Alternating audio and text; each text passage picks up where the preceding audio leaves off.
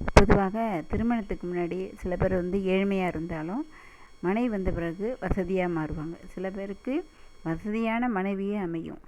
ஏற்கனவே அவங்களும் வசதியாக இருப்பாங்க, இதோட வசதிக்கு இன்னும் வசதி சேரும். சில பேர் ஏழ்மையாக இருப்பாங்க, அவங்களுக்கு வசதி படைத்த மனைவி அமையும். இது ஜாதக அடிப்படையிலையும் காலபுருஷ தத்துவப்படியும் சில ராசிகளுக்கு கண்டிப்பாக வசதி படைத்த மனைவி தான் அமையும்.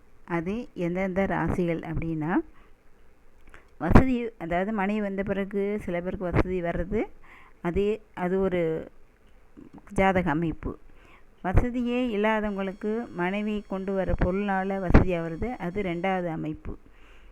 அடுத்தது மனைவியாலேயே யோகம் குறையிறதும் சில பேருக்கு அமையும். ஆனால் இந்த ராசிகளுக்கெல்லாம் கண்டிப்பாக வசதி படைத்த மனைவியே அமையும். அது காலபுருஷ தத்துவப்படி எந்தெந்த ராசி அப்படின்னா, ரிஷபம், கடகம், கன்னி, துலாம், தனுசு, கும்பராசிகள்.